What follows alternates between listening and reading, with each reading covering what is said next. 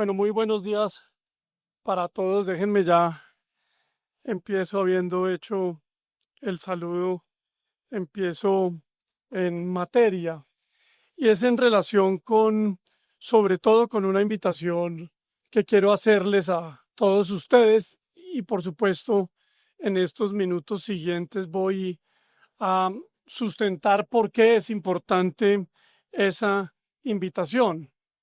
Una invitación a participar activamente en la discusión pública y en la discusión política que viene en el país y a participar activamente llevando un mensaje. Es decir, esta conversación de estos minutos es tal vez una invitación a ustedes a que se sumen a una causa casi que personal. Yo creo firmemente que la minería, y entre esas, la minería de pequeña escala, es parte de la respuesta de los problemas que va a enfrentar el país y que tiene el país en los años que vienen. Y así lo ha sido en muchos otros países, en muchas otras jurisdicciones que se las voy ahora un poco como para ponerle contexto a esta conversación a contar. Y precisamente esa causa, esa invitación a participar activamente, pues este es el momento entre todos de hacerlo, de sumarnos a ello. Viene una campaña electoral muy activa en el territorio, una campaña sobre todo para la Cámara de Representantes y el Senado, que estará muy activa en la conversación de ustedes, de sus municipios, de sus comunidades, de sus veredas, y que ustedes nos ayuden a todos a tomar esa causa y a llevar el mensaje de que la minería es parte de la respuesta, pues va a ser fundamental para el devenir de todos, para el futuro y la manera como de alguna forma la institucionalidad política se va a aproximar al desarrollo minero como respuesta. Y ojalá, tengo la convicción y por eso quiero hacerles esta invitación, se aproxime al desarrollo minero de manera distinta como lo ha hecho en los años anteriores, en las campañas anteriores. Aquí todos, tal vez Jaime, la doctora Liliana, todos hemos participado ya de varios procesos electorales cada 4 años y la minería siempre ha sido usada en el beneficio particular de unos votos. No ha sido pensada y analizada en un contexto de país hacia adelante, de manera responsable, no con los tiempos políticos, no con los tiempos de la inmediatez electoral, sino, por supuesto, con los tiempos del desarrollo generacional del país, que es en donde la minería tiene enormes cosas que aportar y así lo ha demostrado en otros países y en otros momentos. No sé a dónde apuntar con esto. Si me ayudan, no sé a dónde tengo que... Muy bien, déjenme entonces, mientras se ajusta la presentación, voy como poniendo en contexto. Déjenme primero, les doy unas cifras, no los quiero aburrir, de por qué hoy, más que nunca, creo importante que la minería es parte de la respuesta a esos problemas que tiene Colombia. Y en eso, tal vez la palabra fundamental es crecimiento económico sostenido. Es cómo un país logra un crecimiento económico sostenido para superar, entre otras cosas, los grandes problemas que tenemos. Entre esos, o tal vez el que ejemplifica todos o casi todos los problemas, la superación de la pobreza. Cuando un país crece de manera sostenida, logra efectivamente disminuir sus niveles de pobreza de manera real, de manera efectiva. Si ustedes ven en estos años, del 2002 al 2012, 10 años, con crecimientos sostenidos de la economía colombiana de alrededor del 5%, logramos como país estructuralmente reducir la pobreza en casi 20 puntos. Eso después, por muchas cosas, medianamente se estancó y después por supuesto, esa pobreza no logró bajar mucho más. Entonces, esta gráfica es para poner como la conversación en el centro. Un país para reducir su pobreza, para atacar los problemas estructurales, necesita crecimiento sostenido. Entonces la pregunta es, bueno, ¿y cómo se hace ese crecimiento sostenido? ¿Cómo se logra el crecimiento sostenido? Déjenme profundizo un poco más en esas necesidades que tiene hoy el país.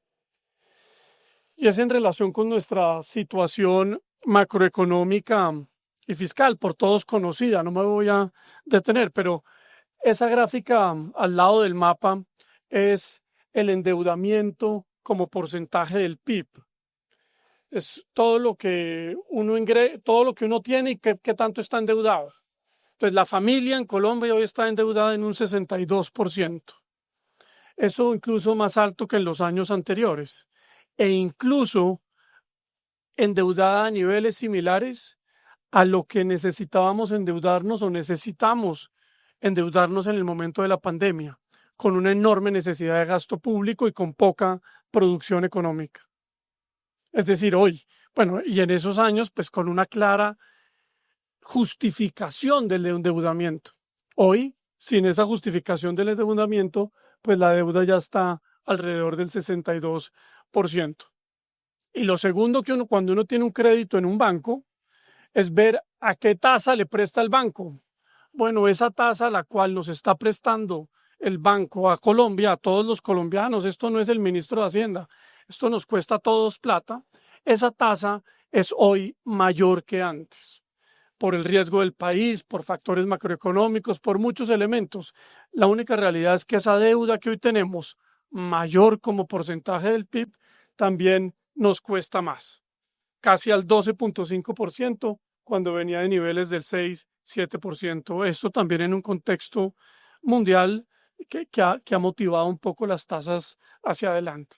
Es decir, los próximos años los colombianos vamos a enfrentar una deuda mayor, un endeudamiento mayor y un costo de esa deuda igualmente más grande.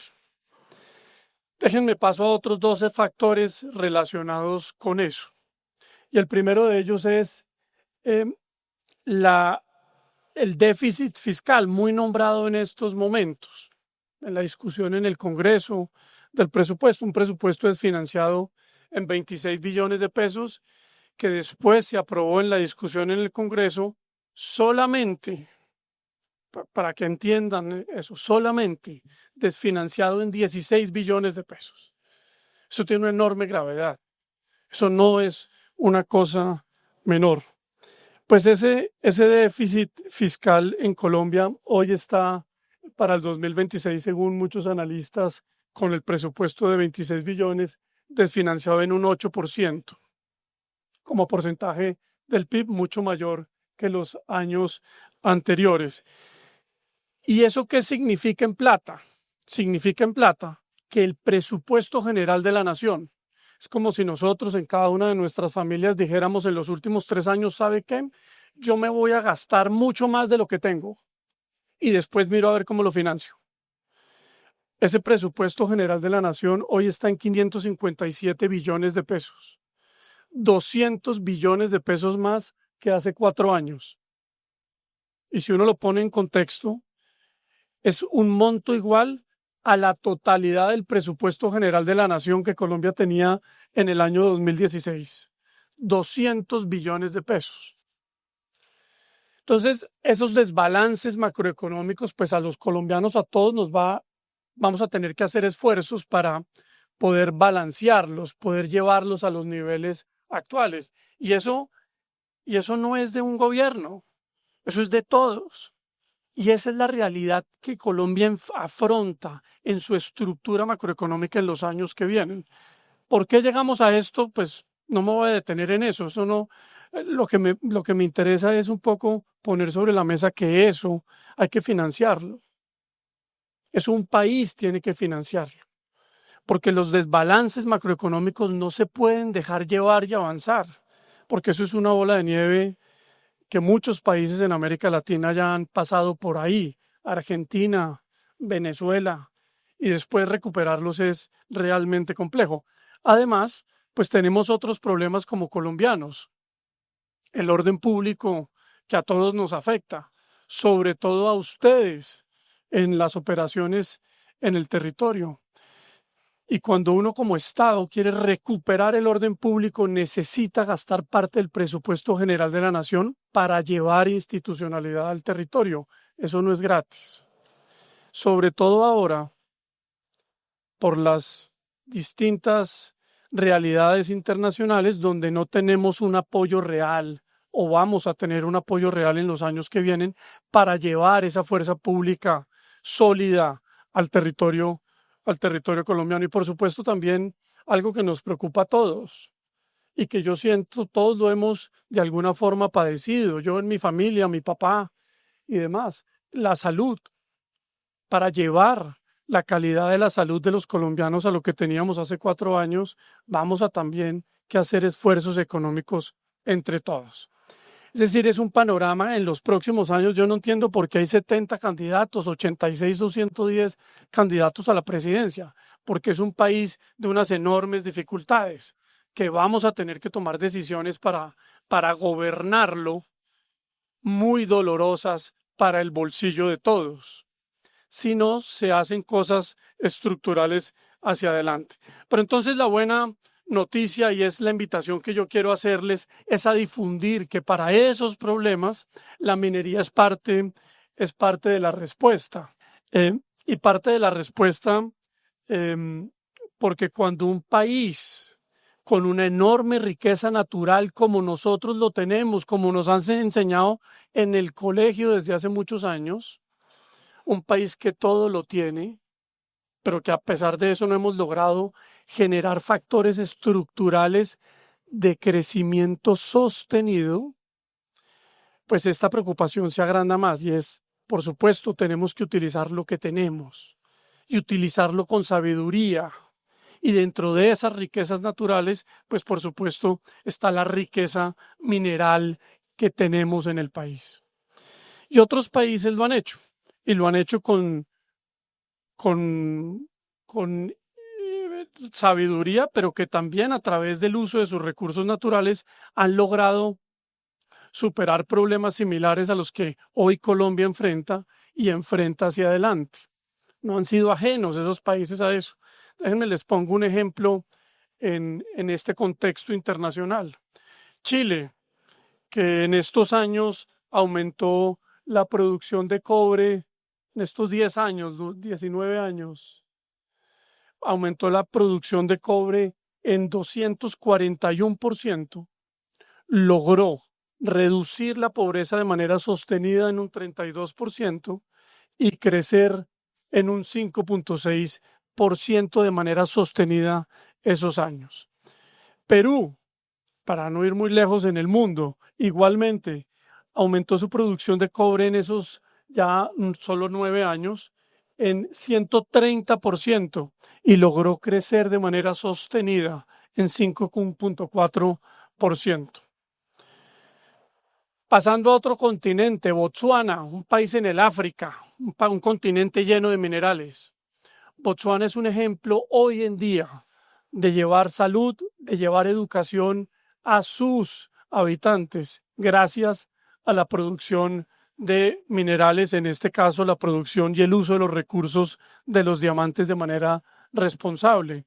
Botsuana en el año 70 era el país del mundo, uno de los 2 países más pobres, no tenía ningún tipo de industria, no tenía ningún tipo de posibilidades de generación de riqueza y a través del uso de su riqueza mineral ha logrado hacerlo. Igualmente, pues en Asia hay varios ejemplos en ese sentido, incluido China, hoy una gran potencia. Bueno, pues esa gran potencia, de manera direccionada en el tiempo, sostenida en el tiempo, es hoy una gran potencia porque se puso la meta de apalancar su crecimiento, entre otras, con los minerales, con crecimientos casi de 520% solo en un mineral como el que está ahí, que es el cobre. Pero bueno, cuando uno tiene una riqueza no solamente es suficiente producirla o extraerla como la de los minerales. Es importante también analizar si esa riqueza, cuando se usa bien, genera lo que esos economistas llaman los factores estructurales de crecimiento. ¿Cuáles son esos otros elementos en la economía que permiten un crecimiento sostenido? Por ejemplo, el desarrollo empresarial, el desarrollo industrial. Bueno, pues en esos mismos años, Chile, cuando creció su producción de cobre, su crecimiento del tejido industrial creció 150%, en Perú creció 170%, en China, ustedes me ayudan con la cifra que no la veo acá, ya no veo 2000, ¿cuánto? Bueno, Mongolia igualmente, Indonesia 482%. Y el PIB per cápita, es decir, la riqueza de cada uno de nosotros a través del desarrollo minero, también creció en esos años de manera significativa. Y hablando de la disminución de la enorme preocupación que hoy tenemos los colombianos de la deuda pública, pues en esos años Chile disminuyó su deuda pública del 45% al 10%. Perú casi del 50% como porcentaje del PIB al 26% como porcentaje del PIB. Y ni hablar pues de otra gran cantidad de países. El desarrollo minero genera estructuralmente el apalancamiento de otros sectores económicos que son necesarios para ese crecimiento sostenido de las economías. Y permítanme, aquí pongo ya un contenido para esa conversación pública y política que viene. No es verdad que la minería no desarrolla o no genera desarrollo industrial en los territorios en donde está. El PIB per cápita de los municipios mineros es mayor que el de otros municipios en el país. El ICA per cápita de los municipios mineros es mayor que el de los otros municipios en el país.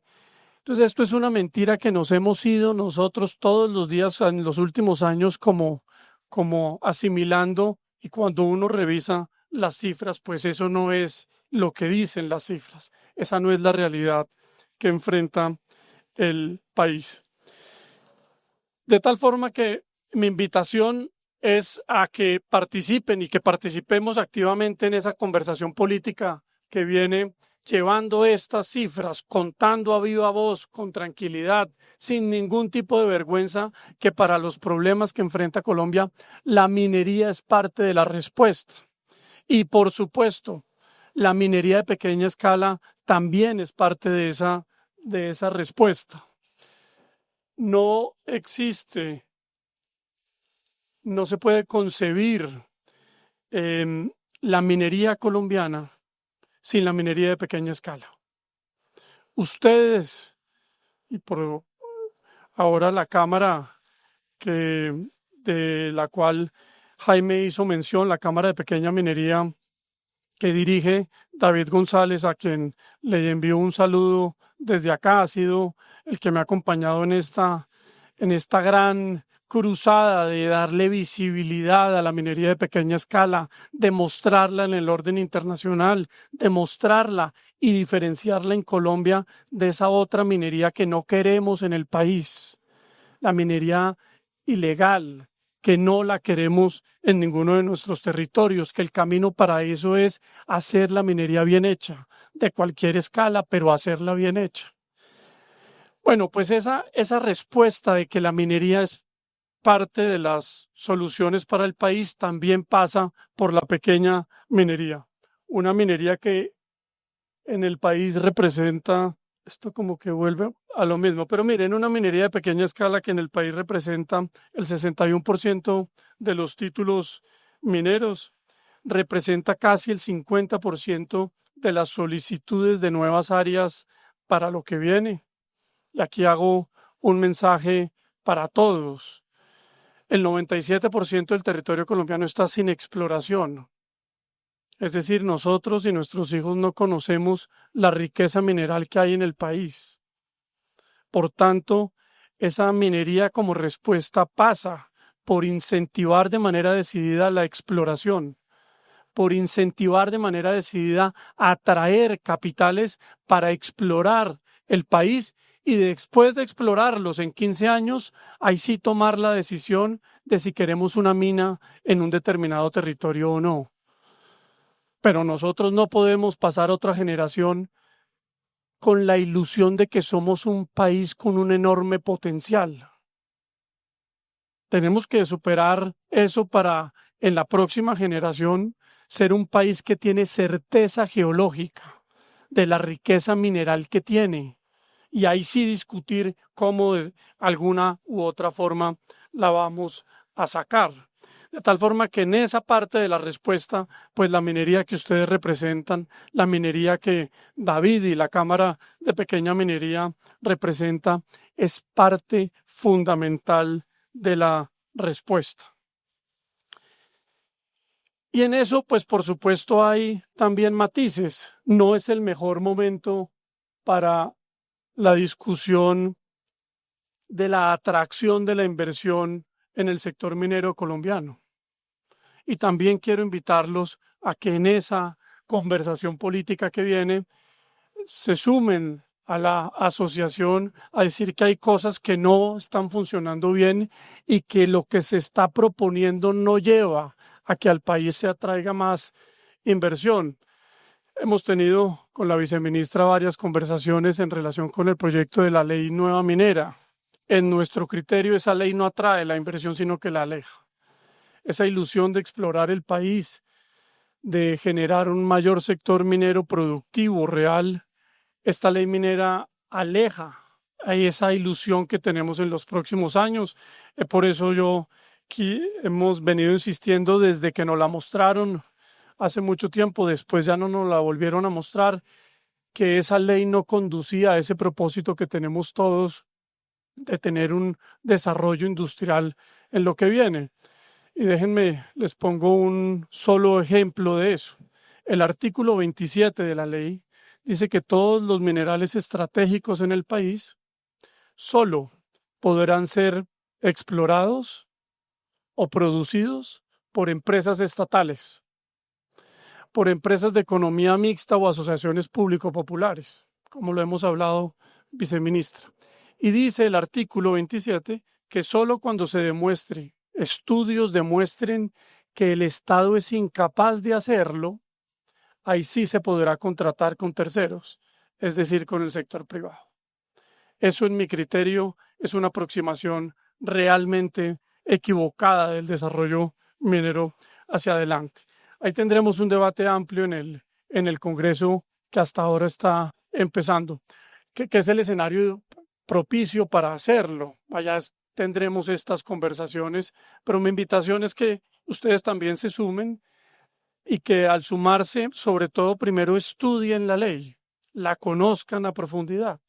Ahí está David, la Cámara y por supuesto la asociación para recoger las cosas buenas y las cosas malas y llevar esa conversación al Congreso. Creo que ese es el escenario perfecto para eso. No así son los decretos que el gobierno ha firmado. Decretos que también generan una enorme incertidumbre.